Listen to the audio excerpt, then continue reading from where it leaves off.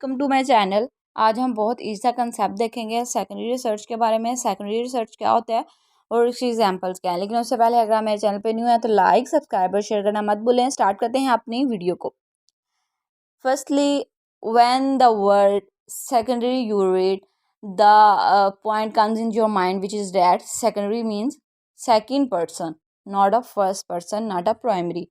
तो secondary research क्या होता है, हमारी ये डेस्क रिसर्च होती है। Means that you can sit in on a one place and research out what ever you want.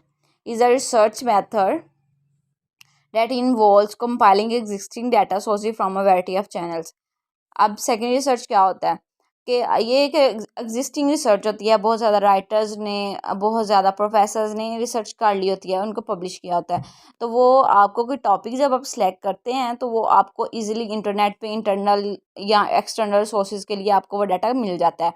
And secondary research comes in several formats such as publish data sets, reports, and survey responses, and can also be sourced from websites, libraries, and museums।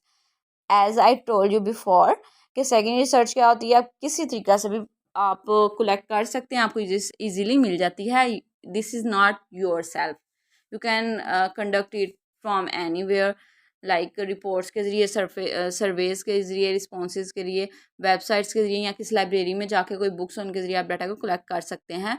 And this is quantitative research, not a qualitative research. Quantitative research इसलिए है क्योंकि इसमें आप चीज़ों को count up कर सकते हैं और आप इसमें किसी भी तरह का आप सर्वे यानी कि परसेंटेज के ज़रिए बता सकते हैं। ये सारी मेथडोलॉजी आप यूज़ करके डाटा को कलेक्ट कर सकते हैं। तो ये हमने अपने सेकेंडरी रिसर्च को डिस्कस कर लिया। होप सो आप लोगों को समझ आई होगी और मेरी वीडियो अच्छी लगी होगी।